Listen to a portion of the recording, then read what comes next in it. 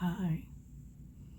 I hope everybody's having a great day. Today is Tuesday, October 10th. It just so happens that it's my parents' 59th wedding anniversary today.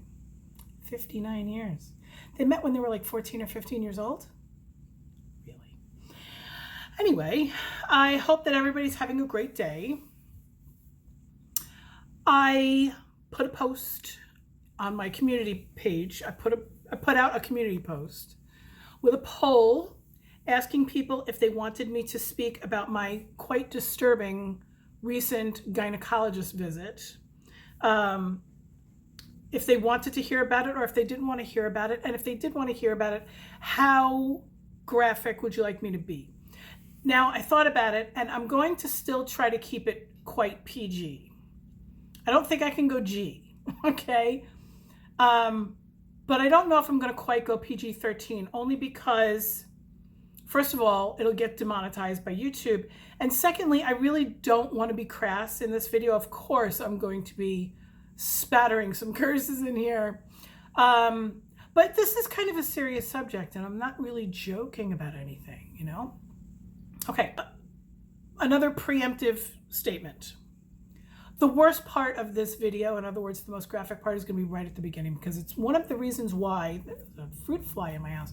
I can't stand fruit flies. Anyway, it's one of the reasons why I had such trouble with the way that my doctor was with me. Okay. So my gynecologist is, I'm pretty sure she's from Bangladesh. She speaks very good English. She's older than me. She's very small. She's very slight. And it would be obvious that she and I would never be friends, right? But because she's older than me, I feel that she has more experience than me in being a woman. And every time I see her, I kind of get a worse and worse taste in my mouth, and this past one was the worst. Okay, so 4 years ago, I went to her, and like I said, this is going to be the worst part of it, okay? 4 years ago, and when I say worst, I don't mean that this is something to be ashamed of, okay? I went to my gynecologist because I was having some spotting. Now, I don't get a period, and it's not because I'm in menopause or past menopause. I haven't gotten a period since I was 36 years old, I think. In 2010, 3 years after I had my last baby, I started to have very irregular periods. And when I say irregular, it's not like they would come and go. It's that they would come and they wouldn't go away, okay? Every month, my periods would, the time in between my periods would get shorter and shorter, and my periods would last longer and longer. And every month that went by after I had my baby, and this was a slow progress, the period that would come out was not just red or blood. It was solid mass, a little bit. Clot, okay? Gross. And it put a strain on my sexual health with my husband, okay? So I went to the gynecologist, a different gynecologist.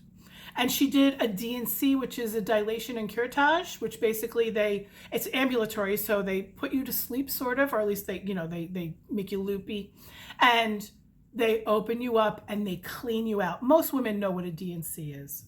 And my gynecologist thought that maybe that would be it because I had had a C-section. Maybe there was a little piece of placenta left behind or something. It didn't help whatsoever. My period came back 28 days later. And again, it just got bad and worse and worse. So she said to me, now this is a gynecologist that I had from 2010, okay? She said to me, let's do a NovaSure ablation on you, which basically, and I have a video on my YouTube channel from 2014 or 15, and it's one of my highest viewed videos about the NovaSure ablation because it was a lifesaver, similar to the way Ozempic has been for me. I'm 14 pounds down only, but it's only 3 weeks. So yay, right? Okay, anyway. The NovaSure ablation was a lifesaver for me because I was one of the few truly successful cases where it literally got rid of my period and my period never came back and I never had cramps and I never had uncomfortable terribleness after that. It was a miracle. basically what they do is, just like a DNC, they open you up and they ablate or they burn your endometrial lining. So your hormone system is not compromised. You still have your estrogen and your progesterone fluxes and monthly cycles. I would get a little bit of pain in my breasts every 28 days, every 35 days, somewhere around there.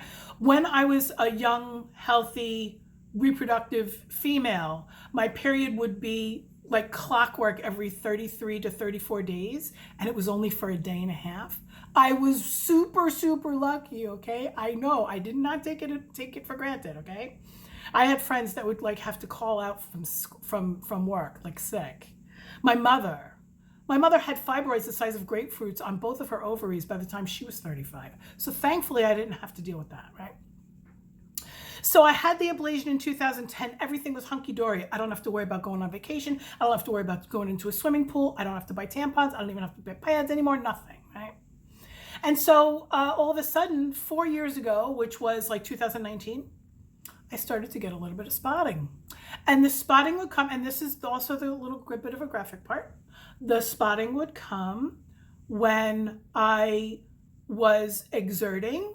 So heavy exercise, like, you know, lifting, like if I was doing like an HIIT thing, like, you know, picking up a log or something, like really exerting, you know. And also the spotting would come post-coital, okay. And that was a little weird. I thought, I got a little nervous, you know, so of course I made an appointment with the gynecologist. And sometimes it wasn't just spotting, sometimes it was like, you know, a lot. My husband is so sensitive to it. He's just not sensitive in a bad way, sensitive in a good way. He was totally like not freaked out or grossed out or anything, right? So I go to the gynecologist 4 years ago and I say, this is what's happening. And she says, you know, I don't see anything going on. You know, do you and your husband, do you have like a, you know, healthy sex life? And I'm like, yes, we've been together for 23 years. Never really had a problem there. I'm going to try not to get too graphic, okay? And so she said that she didn't see any problems. And she had me go for a pelvic ultrasound. But she also said that it's possible that because I'm older, and even though, because she's the one that's insisting that I'm not in menopause, just because of my follicle stimulating hormone levels, okay? She said that because I'm older and because I might be perimenopausal, that maybe the vaginal walls are thinning a little bit. So if the sex is a little rigorous, that maybe that's what's doing it. So I told my husband that, and we have chilled out a little bit in the penetration part of it, okay? It's just not, it's not like I'm 18 years old anymore, okay? And that's been fine. He and I have a very healthy sex life, and we can talk to each other about anything, and we're very open about everything, okay? And it literally was only with the deep stuff, okay? So I didn't have any appointments with my gynecologist between like 2020 and 2022. I basically skipped 2 years because A, there's no cancer in my family, B, COVID high, you know what I mean? But she had told me that if I just chill out on the rigorous sex, that I probably wouldn't bleed so much, and that was the truth, okay? And every once in a while, if my husband and I, you know, we did get a little crazy, it would happen, right? So then we would know that, you know, have to chill out with that. There's other things you can do. You know what I'm saying? And if you want me to do a video about that, maybe, maybe not. I might have to go behind a Patreon paywall or something. Anyway, so it's been fine, right? And so in 2022, I went for my regular, you know, pap smear and all that kind of stuff. And she says, you know, I see here that you were having some bleeding, post-coital bleeding, this and that, blah, blah, blah. Last time, and I said, well, I took your advice, and, you know, we've sort of, you know, adjusted the way that we are together. And it's been fine. And I still get the little spotting every once in a while, but it's only when I exert, you know, do like a heavy session at the gym or that, you know. And she was just like, okay, so I guess you found the right thing. And I'm like, yeah. So then I go 3 weeks ago for my regular appointment, my yearly pap smear and all that. And she flips the fuck out. Okay. She says that she flips out for a couple of reasons. But first things first, she flips out because she says there's a polyp on my cervix the size of her thumb. And I said, oh, that's interesting.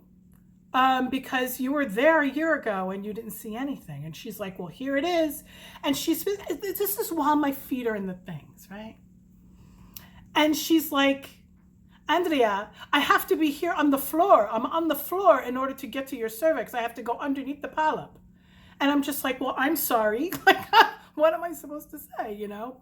She's like, why is it there? And I'm like, I don't know. I came to you 4 years ago and then a year ago and told you that I was having postcoital bleeding, right?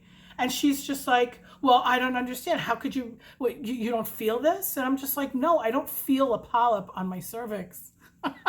I can't see it. I can't, my hand isn't big enough. What do you want me to do? She's like, I can't believe you're asymptomatic. And I'm just like, well, I adjusted my activities and I did what you told me to do, you know? So she says, let's get you to get some ultrasound images. And I think that this thing needs to come off. And I'm just like, okay, well, is it possible? Because it just so happened 3 weeks ago when I went. It was during my hormonal flux. And I always call it that. It would be when I have my period, okay? If I still had a period, in other words, menstrual flow, I still go through that like every 35 days where my breasts get tender and this and that, and I'm a little hungry and the scale pops up and blah, blah, blah. And it just so happened that when I went to the gynecologist, now normally when women go to the gynecologist, if they have their period, they like, cancel it for like 5 days, right? I guess. I don't even remember. It's been so long since I've had a period, right? Whatever. So I didn't think to cancel it because I don't have a period anymore, right? But she's just like, so I said to her, is it possible that the polyp sort of pops up, pardon the pun, like when I have hormonal surges, you know what I mean? Like now, this time of the month. She's like, I'm not so sure, but I really think you need to get rid of this thing. We can try to do it here in the office, she says. And she's pointing her finger at me. We can try to do it here in the office, but because you're on the blood thinners for your heart, and because your blood pressure is slightly elevated, it's always slightly elevated, okay? It might bleed a little too much. So I'm a little nervous about that, but I'd like to try, she says. And then if there's a problem, we can just transfer you over to the ambulatory surgery section. And I'm like, transfer me over. She's like, yeah, it's like an ambulance comes and takes you over there. I'm like, okay, I don't feel comfortable trying this in your office, to be perfectly honest. You saw me a year ago and you saw nothing. I've been telling you that I've had this spotting thing for 4 years. So we're going to see what the ultrasound says, right? Or the sonogram says. Ultrasound is the act of doing the test. The sonogram is the result, like the piece of paper, right? So anyway. So should I finish this appointment or should I finish this situation? Let me finish this situation. So other stuff happens at that appointment, but I'm letting you know that within a week of this appointment with my gynecologist, I was at the mammogram place having a mammogram and a breast ultrasound and a pelvic ultrasound. The pelvic ultrasound was to see about the polyp, right? The pelvic ultrasound results come back on my MyChart. Everybody's got, I guess most people have MyChart, which is the app that you can look up the test results and stuff with your doctor. And the results from the pelvic ultrasound are completely negative. Cervix is 100% normal. So what is she seeing that's the size of a thumb on my cervix, which is like that, right? Like it might even be smaller than that. It might just be like this little thing right here. I don't understand how she could see it visually, but it wouldn't come up on a sonogram. I don't understand that, but I'm also not a radiologist. I don't know, but they looked at those images and they gave me a diagnosis of having a completely normal cervix. They also said that my ovaries could not be seen, could not be detected, which means that my ovaries have shrunk, which means that I'm in menopause. Fuck you and your FSH levels. Anyway, because as you get older, your ovaries shrink, obviously. But back to the appointment with the gynecologist. So after she's done with me down there, right? And I tell her that, no, I'm not going to have you try to get rid of the polyp. She says, okay, let's do a breast exam. Now, she might have done the breast exam before the pelvic. I don't remember. It doesn't matter. But when you go to the gynecologist, they naturally give you a breast exam. So I told her, I warned her.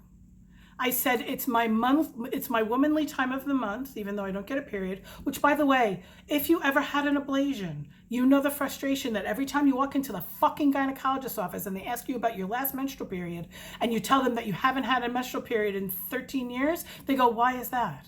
And then you have to tell, I had an ablation, and they go, oh, really? You don't have an any? It's like they don't believe you. Anyway, it's really frustrating. So, she's about to do the breast exam, and I'm like, okay, let me warn you. I have big boobs, okay? Triple D, double, triple D, but I'm fat, right? So whatever. But since my early 20s, I have had very dense, fibrous breasts. Dense, okay? They're not the normal, soft, supple breasts that, I don't want to say they're unhealthy because they're not unhealthy. It's just genetics, okay? So and they're a little uneven, they're a little lumpy, bumpy, whatever, they're mine. And, yay for me, right? But every time I get a mammogram, I've been getting a mammogram every year other than COVID. I've been getting a mammogram every year since I'm about 35 because I have these dense fibrous boobies, right? Maybe 40, anyway. So she goes in and she's like, oh, this is no good, this is no good. And I'm just like, ma'am, it's my lumpy, bumpy time. They're even more lumpy bumpy right now, but I assure you, I do a breast exam every time I shower. Now, I know that seems excessive, but I have had friends who have had breast cancer. Nobody that I know has ever died from breast cancer. I said that in a video a couple weeks ago, and I'm very thankful for that. But there's no breast cancer in my family, and I appreciate breast health. Okay, so I'm constantly up in my armpits, go in the shower, this and that, blah, blah, blah, tweaking and twitching and all that kind of stuff, right? And my bumps and lumps do move and change, but I can anticipate it at whatever time of the month it is, right? I have a lump in this armpit that like you can see for 2 weeks out of the month, you can see the lump, right? But that one's been there for like 15 years, okay? And every year I get the ultrasound with the mammogram to make sure that everything is kosher, right? No, you need to go up there right away. Maybe they can fit you in today for a diagnostic mammogram. I'm like, a diagnostic mammogram? That shit is triple billed to my insurance company. Are you kidding? I said, no, I don't need a diagnostic mammogram. I'm scheduled for next week for a routine mammogram because my tits haven't changed. I know my tits, right? No, right now you need to go up, you need to have a diagnostic mammogram. And by the way, I really think that you need to see a breast surgeon. For what? Breast surgeons like to cut into people. Listen, if I was having like incredible back pain or neck pain or something, I would go for like maybe, a reduction or something like that. But I'm not going to have somebody cut into my tits just because you don't like the way that they feel. They are fine, okay? Now, if some of you have experienced breast cancer, either yourself or laterally, and you think that I'm being too passive, I apologize, but this is my body and it's my right to not see a surgeon, right? So anyway, I go for my mammogram, and she changed the prescription for my mammogram to diagnostic, which pissed me off because I then had to pay a copay. You don't have to pay a copay if it's a routine. So I get the mammogram, I get the ultrasound, of course, breast, and it comes out fine. Everything is fine. There's no lesions, there's densities, of course, right? But then after telling me that I have to get a polyp removed and that it's completely unnormal, but yet it was told to me it was normal later. And then making me like paranoid and almost feeling guilty that I had grown a polyp. And then yelling at me because my tits are lumpy bumpy. And then talking to me about my weight. And I told you about that in another video that she really laid into me about my weight. She was just like, you need to be under medical supervision. You need to go to a weight loss doctor, this and that, blah, blah, blah, blah. She even mentioned weight loss surgery to me, and I was just like, I'm not talking about that with my gynecologist. Then she checks my blood pressure again, and my blood pressure is 150/92. She's like, this is no good. This is no good. I got loud with her. I was like, lady, I have white coat syndrome. Always have. Probably always will. You're telling me that I have a polyp. You're telling me that I have bad tits. You're telling me that I have to go see a breast surgeon. You need to lay off. Lay the fuck off. So she calls me back 3 days later, of course, after the My Chart thing comes in, because it says that my tits are fine, that my ovaries are shrinking, which they're supposed to, that my polyp was not seen by the ultrasound, and then says to me, so let's schedule you to come in for that, we get rid of that polyp. I said, no, that's not going to happen. She's like, well, maybe you should get another opinion. I'm like, yeah. So she knows that I'm never going back to her. Never. There's enough gynecologists in this city, in New York City. You kidding me? There's enough gynecologists in this city that I do not need that kind of harassment. I came home from that doctor's appointment and cried for 2 hours because of her. Not because of me, because of her. You don't tell a 51-year-old woman that she's got all these fucking problems when I warned you. I came to you 4 years ago with the bleeding thing.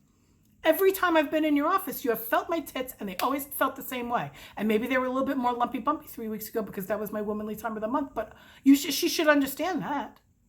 And then about the blood pressure. She knew that I had been in the hospital for 11 days. She knew I had myocarditis. And hi, a little compassion, a little sensitivity. That's my story. That's my story about the gynecologist. I'm definitely going to look for another gynecologist. I am choosing not to worry about the polyp for now. She said that even though the polyp did not come up on the sonogram, she doesn't think it's cancerous. And listen, if it was cancerous, they would have seen something. They would have seen something. So I'm going to wait until next September. And I'm going to be very aware. I'm going to document any events. It's important for us to be our own advocate. I am going to actively look for a new gynecologist between now and next September. But it's really important to not allow doctors to make you feel bad. Now, did I allow her to make me feel bad? Kind of. But what the fuck was I supposed to do? I was in the office right there. Like, what was I supposed to do? Get up and walk out with the paper sheet on me? Whatever. I'll still have to get a mammogram and a sonogram, an ultrasound on my breasts every year. I understand that. And if she wanted to do a pelvic ultrasound every year, which she did in 2019, she didn't do it in 2022 because I told her that I didn't have the bleeding because we had adjusted things, right? So even in 2019, they didn't find anything. So it is what it is. There's my story. I didn't curse too much, and I don't think I was too crude, but I think it's really important for women to talk about these things. Now, if things change, again, I will go, but I'm going to another doctor. I am never going back to her again.